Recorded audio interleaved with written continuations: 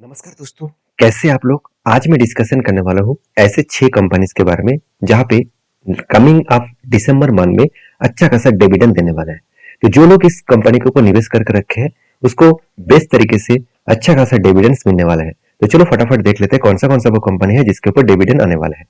तो उनमें से जो फर्स्ट कंपनी है उसके बारे में चर्चा करूँ, उसका नाम है बैम्बिनो एग्रो इंडस्ट्रीज लिमिटेड। देखिए, बैम्बिनो एग्रो इंडस्ट्रीज लिमिटेड नाम से आपको पता चल चुका है कंपनी एक एफएमसीजी प्रोडक्ट्स बेचने वाला कंपनी है। तो एक एग्रो प्रोडक्ट बेचने वाला कंपनी है। तो कंपनी एक बहुत छोटा सा कंपनी है क्योंकि इसका मार्केट कैप देखा है तो 300 करोड़ है। देखिए, मैं इस तरीके से कंपनी के ऊपर इसीलिए चर्चा करता हूँ क्योंकि मुझे बहुत सारे कमेंट्स भी आते हैं कि सर ऐसे कुछ कंपनी के बारे में बात करिए जहाँ पे डिविडेंड अच्छा मिला है और कंपनी खराब हो अच्छा हो सबके बारे में चर्चा करिए। तो देखिए, मैं इस कंपनी के बारे में बात करूँ तो कंपनी बहुत छोटा है और कंपनी का वैल्यूएशन वाइज देखा है तो कंपनी का वैल्यूएशन ठीक ठाक है। आरओसीआरओ भी ठीक है। कंपनी के ऊपर कर्जा भी है, इनकम भी हो रहा है। कितना इनकम हो रहा है एक बार मैं क्वार्टरली देखूं तो कंपनी के ऊपर देख सकते हैं कंपनी एक रेंज के बेसिस में सेल कर रहा है। एक ही रेंज के बेसिस में सेल के एक ही रेंज के बेसिस में प्रॉफिट भी किया। अगर इस कंपनी के चार्ट के बारे में एक बार बात करूं तो कंपनी के लास्ट 1 ईयर में देखिए कितना ज्यादा वोलेटिलिटी है। अगर मैं इस कंपनी का मैक्सिमम चार्ट पैटर्न ओपन कर दूं तो आप देख सकते हैं कंपनी किस तरीके से ट्रेंडिंग किया। कोविड से पहले कंपनी 2013-14 में सॉरी 2003-4 में स्टार्ट हुआ। उसके बाद कंपनी एक अच्छा खासा बाउंस किए थे, करेक्शन हुआ कोविड के बाद, उसके बाद रिकवरी भी किया। तो सीधा सीधा कहूँ कंपनी के ऊपर एक ट्रेंडिंग मोमेंटम देखने को मिला है। अभी इसी के कारण शायद मैनेजमेंट ने अच्छा खासा डिसीजन लिया। अभी मैनेजमेंट मतलब कंपनी के ऊपर कौन सा इन्वेस्टर है वो देखना बहुत जरूरी है। अगर इन्वेस्टर के हिसाब से बात करो तो प्रोमोटर के बाद सीधा सीधा पब्लिक के पास ही होल्डिंग्स है, बीच में कोई भी इंस्टीट्यूशन नहीं है। इस बात का आपको ध्यान रखना है। अब इस कंपनी के ऊपर एक्स्ट्रा बेनिफिट के हिसाब से बात करूं, देखिए कंपनी के ऊपर डिविडेंड अनाउंसमेंट हो चुके हैं। कंपनी देखिए दिसंबर के 19 तारीख को आपको डिविडेंड देने जा रहा है 1.60 रुपीज करके। पहले भी डिविडेंड दिया 2023 के सितंबर मंथ में, 2021 में दिया 1:6 रुपीज करके। इस तरीके से देखिए कंपनी ने लंबा लिस्ट के हिसाब से 2012 से डिविडेंड देते चले जा रहे हैं। 12, 13, 14, 15, 16, 17, 18, 19, 20, 21, 22 सॉरी 21, 23 और 2024। तो मतलब कंपनी हर साल में अराउंड हर साल में कंपनी डिविडेंड देते जाते हैं। तो एक्स्ट्रा बेनिफिट के हिसाब से कंपनी आपको डिविडेंड दे रहा है। तो ओवरऑल कितना डिविडेंड कंपनी दिया है, डिविडेंड यील्ड के बारे में बात करूं तो ओवरऑल 0.43% का डिविडेंड यील्ड है। 0.43% का मतलब आप सोचिए, किसी व्यक्ति ने अगर 1 लाख रुपए इस कंपनी के ऊपर निवेश किया तो उसको करेंटली जो ईयर चल रहा है इस करेंट ईयर में उसको कितना डिविडेंड मिला, सिर्फ 430 रुपीज का डिविडेंड मिला। इस बात को आपको ध्यान रखना है। तो ये तो था फर्स्ट कंपनी। अभी सेकंड कंपनी के बारे में चर्चा करते हैं। सेकंड कंपनी के बारे में बात, इसका नाम है सैनिक एक्सपोर्ट इंडिया लिमिटेड। तो सैनिक एक्सपोर्ट इंडिया लिमिटेड जो एक बॉम्बे स्टॉक एक्सचेंज में लिस्टिंग है, कंपनी बहुत छोटा कंपनी है। और ओवरऑल बात करूं कंपनी का वैल्यूएशन मुझे हाई लगा और कंपनी के बाकी डिटेल्स तो उतना खास नहीं है। कंपनी के एक बार क्वार्टरली चार्ट देखूं तो कंपनी कोई भी देखिए सेल्स नहीं किया।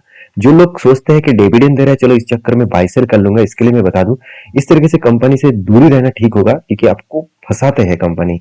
आपको एक्स्ट्रा डिविडेंड बोनस बायबैक ये सब कुछ देकर आपको फंसाते हैं। क्योंकि देखिए कोई भी कंपनी के सेल्स नहीं है, उल्टा कंपनी का प्रॉफिट दिख रहा है 4 करोड़ का। तो ये प्रॉफिट कहाँ से आया? आदर्श इनकम से आया। अभी आदर्श इनकम का मतलब क्या है? कंपनी देखिए आदर्श इनकम जो है नॉर्मली कंपनी अलग जगह से इनकम किया, इंटरेस्ट उसको मतलब इनकम मिला, उस इनकम बेसिस में कंपनी इनकम दिखा रहा है। खुद की जो मदर बिजनेस है कंपनी का, जो खुद का कोर बिजनेस है, उस बिजनेस में कंपनी का कोई भी प्रॉफिट ही नहीं हुआ, कोई सेल्स भी नहीं हुआ। तो कंपनी एक टेक्सटाइल कंपनी होने के बाद भी उस कंपनी के ऊपर कोई भी सेल्स नहीं है, तो सोचिए इस कंपनी में कितना बड़ा दिक्कत वाला बात है। तो बाकी इस कंपनी के चार्ट को देखेंगे, देखिए कंपनी रॉकेट बन गया। एक साल में कंपनी 77 से सीधा सीधा 1400 तक चला गया। 77 से 1400 तक मतलब अगर आप एक बार कैलकुलेट करेंगे तो 1400 डिवाइड बाय 70 करेंगे तो 20 टाइम्स रिटर्न दिया एक साल में। इसी को देखकर लोग खुश हो रहा है, इसी को देखकर लोग खुश भी होंगे क्योंकि इसको मैं मैक्सिमम चार्ट पैटर्न ओपन कर दूं तो सारे हद पार कर दिए। क्योंकि इस कंपनी लिस्टिंग हुआ था 2005 साल में, तब इसका प्राइस था 8.5 रुपीज करके। तो यहाँ से लेकर 2023 तक तो कोई खास परफॉर्मेंस किया नहीं। उसके बाद 2023 के बाद कंपनी के ऊपर अचानक ऐसे क्या हो गया, एक साल 2023 के सितंबर से लेकर आज 2000 मतलब 2024 के नवंबर तक ये जो डेटा मैं आपके साथ शेयर कर रहा हूँ, आप डेटा देख सकते हैं। कंपनी रॉकेट बन चुके हैं, रॉकेट। तो इस रॉकेट के पीछे बहुत सारे लॉजिक रीजन होते हैं। ऑपरेटर इसको पंप एंड डंप गेम खेलते हैं। तो आप इस तरीके से कंपनी के ऊपर बुरी तरीके से मत फंसिए क्योंकि इस कंपनी के ऊपर सीधा सीधा कहूँ इंस्टीट्यूशन तो है नहीं, प्रोमोटर पब्लिक ही बने हुए हैं। अगर मैं इस कंपनी के ऊपर मैं कॉर्पोरेट एक्शन में जाऊँ और डिविडेंड के बारे में बात करूँ तो 13 दिसंबर में कंपनी ₹1 करके डिविडेंड देने वाला है। इसी तरीके से डिविडेंड देखिए प्रोमोटर ने मतलब मैनेजमेंट ने पब्लिक को खुश करने के लिए देखिए पहले भी दिया था। मतलब 2024 में अक्टूबर माह में ₹15 करके, और उससे पहले भी देखिए जून में दिया था एक एक मतलब ₹1 करके। देखिए एक साल में ऑलमोस्ट तीन तीन बार डिविडेंड दे चुके हैं। 3 बार मतलब कितना डिविडेंड दिया? देखिए 15, 16, 17 ₹17 का डिविडेंड एक मंथ में मिल चुके हैं, सॉरी एक साल में मिल चुके हैं। अगर मैं इसको ओवरऑल बात करूं तो एक साल में डिविडेंड यील्ड कितना है? ₹1.80, मतलब ₹1,00,000 निवेश करने जो निवेश किया है उसके अगेंस्ट में उसको ₹1,080 तो उसको डिविडेंड ही मिल चुके हैं। तो सोचने वाला बात है क्या इस तरीके से कंपनी के ऊपर काम करना चाहिए? देखिए मेरे ओपिनियन के हिसाब से तो मैं तो जरूर नहीं करूंगा। आपके हिसाब से आप जरूर डिसीजन लीजिएगा। तो मैं रिक्वेस्ट करूंगा इस तरीके से कंपनी से दूरी रहना बेटर होगा। तो आप कहेंगे सर इसके बारे में क्यों चर्चा कर रहे हैं? क्योंकि देखिए मेरा काम है सारे डिटेल्स चर्चा करना, आपका काम है उसको वेरीफाई करना। तो नेक्स्ट जो कंपनी है उसके बारे में चर्चा करो, उसका नाम है फोनिक्स ट्विनशिप लिमिटेड। तो फोनिक्स ट्विनशिप लिमिटेड जो सिर्फ के सिर्फ 355 करोड़ का कंपनी है, और सीधा सीधा इस कंपनी के बारे में बात करूं तो कंपनी एक होटल या रेस्टोरेंट बिजनेस के ऊपर डिपेंडेंट है। तो एक छोटा सा कंपनी है, एक nano cap micro cap type company है, और बीएससी में लिस्टिंग है, एनएससी में लिस्टिंग नहीं है। और कंपनी का वैल्यूएशन हाई लगा, और परफॉर्मेंस उतना खास नहीं है, कर्जा भी बहुत ज्यादा है। और कंपनी के अगर मैं क्वार्टरली रिजल्ट के बारे में बात करूं तो कंपनी के सेल्स के कोई ठिकाना नहीं है, कुछ बार सेल्स ज्यादा हो रहा है, कुछ टाइम कम हो रहा है। और उसके बाद कंपनी का प्रॉफिट तो बीच में बहुत ज्यादा हो गया। इसके पीछे और एक रीजन है आदर्श इनकम। एक्चुअली कंपनी का ऑपरेटिंग प्रॉफिट देखा है तो कुछ खास ऑपरेटिंग प्रॉफिट तो है नहीं। कंपनी के ऊपर इस बार कंपनी लॉसेस किया है इस क्वार्टर में। और इन्वेस्टर के हिसाब से बात करूं तो प्रोमोटर के बाद एफआईएस और डीएस के पास छोटे मोटे होल्डिंग्स है। छोटे मोटे मतलब कल अगर कंपनी डूब भी जाए तो उसका कोई फर्क नहीं पड़ेगा, इस तरीके से होल्डिंग वो लेके रखा है। बाकी पूरा का पूरा माल यहाँ पे पब्लिक ने उठा के रखे हैं। और सीधा सीधा कहो इस कंपनी के चार्ट के बारे में, अगर चार्ट को देखेंगे तो कंपनी रॉकेट बन चुकी है एक साल में। एक साल पहले इसका प्राइस था ₹70 और आज वो चल रहा है करीबन करीबन ₹250 के आसपास।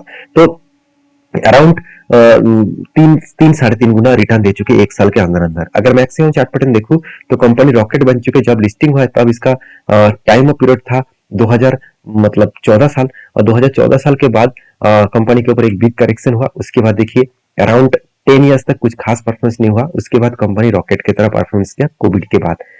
तो इस कंपनी के ऊपर अगर अपडेट के बारे में बात करूं तो कंपनी के ऊपर डिविडेंड का अपडेट जो है वो सीधा सीधा कहूँ 0.10% के आसपास डिविडेंड दिया, मतलब 10 पैसे हर डिविडेंड आपको मिलेगा मतलब दिसंबर के 6 तारीख में।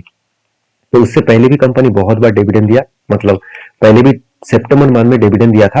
और इस कंपनी के डिविडेंड के जो यील्ड है वो 0.10 के आसपास है। तो इस कंपनी के ऊपर भी स्टडी करिएगा। नेक्स्ट जो कंपनी है कैनफिन होम। कैनफिन होम एक अच्छा कंपनी है, मैं जरूर कहूंगा, क्योंकि एक फाइनेंस कंपनी है, एक एनबीएफसी कंपनी है। और दूसरी बात कंपनी का मार्केट कैप 10,900 करोड़ है, एनएससी बीएससी दोनों में लिस्टिंग है। और कंपनी का वैल्यूएशन भी आपको सस्ता दिखेगा। और आरओसी में इंटरेस्ट तो मैं नहीं रखूंगा, आरओई में इंटरेस्ट रखूंगा, क्योंकि एक फाइनेंस कंपनी है उसमें आरओई इंटरेस्ट रखना पड़ेगा। बहुत जबरदस्त परफॉर्मेंस कंपनी किया है। अगर मैं क्वार्टर रिजल्ट के बारे में बात करूं तो कंपनी इस बार शानदार परफॉर्मेंस किया। ऑब्वियसली कंपनी के ऊपर इंटरेस्ट भी पेमेंट करने के बाद, सब कुछ पेमेंट करने के बाद कंपनी इस बार हाईएस्टली प्रॉफिट जनरेट किया। और मजेदार बात यही है कि कंपनी का जो एनपीए है वो एक रेंज के हिसाब से है। पिछली बार 0.49% चला गया था, इस बार 0.47% के आसपास है। मतलब थोड़ा सा एनपीए जो है वो कम होता देखने को मिले। तो सिचुएशन के हिसाब से बात करूं तो कंपनी के ऊपर कुछ इस तरीके से डेटा देखने को मिला, जो डेटा कंपनी के ऊपर एक पॉजिटिवली मोमेंटम होने के लिए काफी है। बाकी एज ए कंपनी के ऊपर बैलेंस प्रॉफिट एंड लॉस के बारे में बात करें तो सीधा सीधा कहूँ कंपनी के ऊपर सेल्स का ग्रोथ, प्रॉफिट का ग्रोथ, सब कुछ आपको अच्छा दिखेगा। हाँ, एक साल में शायद कुछ रिटर्न अच्छा ना मिले, बाकी पॉइंट्स तो ठीक है। इसीलिए इंस्टीट्यूशन भी इस कंपनी के ऊपर दबाकर माल उठा के रखे हैं। देखिए एफएस के पास जबरदस्त माल है, और डीएस के पास भी है। डीएस और एफएस के पास जबरदस्त होल्डिंग्स है, और बाकी पब्लिक और प्रोमोटर के पास भी है। अगर इस कंपनी के चार्ट को देखूं, ओवरऑल मैक्सिमम चार्ट देखूं, तो कंपनी एक रॉकेट जैसा परफॉर्मेंस नहीं किया। कंपनी एक जर्नी किया, अच्छा खासा जर्नी किया। कोविड के टाइम क्रैश हुआ, उसके बाद फिर से धीरे धीरे करके वो रिकवरी भी कर रहा है। तो इस कंपनी के अगर मैं एक बार डिविडेंड को देखूं तो 0.6 रुपीज करके डिविडेंड यहाँ पे मिलने वाला है 4 तारीख को। तो इस बात को आपको याद रखना है। तो नेक्स्ट कंपनी जो है उसके बारे में चर्चा करूं, उसका नाम है इंडो यूएस बायोटेक। तो इंडो यूएस बायोटेक लिमिटेड, तो सीधा सीधा इस कंपनी का मार्केट कैप के बारे में बात करूं 500 करोड़। इसका वैल्यूएशन तो ओवरऑल इंडस्ट्रीज पीरियड के सेम टू सेम है। ROC RU sorry ROC and ROE दोनों ही सेम रेंज में देखने को मिला। अगर मैं क्वार्टर रिजल्ट के बारे में बात करूँ तो यहाँ पे सेल्स का ग्रोथ कंटिन्यूअसली बढ़ता हुआ देखने को मिले और एक्सपेंस के हिसाब से कंपनी सब कुछ मिटाने के बाद नेट प्रॉफिट इस पर हाईएस्ट देखने को मिला है। और इन्वेस्टर के हिसाब से बात करूँ तो कंपनी के प्रोमोटर के बाद पब्लिक के पास होल्डिंग्स है, इंस्टीट्यूशन तो है नहीं। और इस कंपनी का एक बार चार्ट अगर देखूं तो कंपनी एक साल में कुछ खास परफॉर्मेंस किया नहीं। अगर मैक्सिमम देखूं कंपनी अच्छा खासा परफॉर्मेंस किया। 18 रुपीज 2018 में था और आज वो 250 के आसपास चल रहा है। तो कंपनी एक्स्ट्रा बेनिफिट के हिसाब से बात करूं तो कंपनी के बोनस के हिसाब से बात सॉरी डिविडेंड के हिसाब से बात करूं तो कंपनी 0.25 रुपीज करके डिविडेंड देने वाला है और 3 तारीख को मतलब कल के दिन डिविडेंड मिलने वाले हैं। इस कंपनी के डिविडेंड यील्ड के बारे में बात करूं तो 0.10 के आसपास है। तो ये था कुछ कंपनीज के डिविडेंड्स। और एक इंपॉर्टेंस कंपनी के बारे में बात करूं जिसका नाम है विप्रो। इसके ऊपर बात करूं तो विप्रो के ऊपर डिविडेंड नहीं, यहाँ पे बोनस का अनाउंसमेंट हो चुके हैं। कंपनी 3 तारीख मतलब कल के दिन कंपनी एक के बदले एक बोनस देने वाला है। इसके ऊपर मैंने पहले आपको वीडियो बनाकर शेयर किया था। तो ये था कुछ कंपनीज का अपडेट। अगर आप मुझे पूछेंगे सर इस सारे कंपनीज के ऊपर आपके पास कौन सा कंपनी है तो मैं जरूर, और कौन सा कंपनी आपको पसंद है, मैं जरूर कहूंगा मेरे पास ऑब्वियसली विप्रो तो है ही। तो डिविडेंड के हिसाब से मेरे पास कैनफिन होम है और मुझे अच्छा खासा भी इस कंपनी लगता है। बाकी आपको मैं कोई रिकमेंडेशन नहीं कर रहा हूँ, आप एक बार स्टडी करिए उसके बाद काम करिए। वीडियो अच्छा लगे तो प्लीज लाइक करें। मिलते हैं नेक्स्ट वीडियो में, तब तक के लिए धन्यवाद।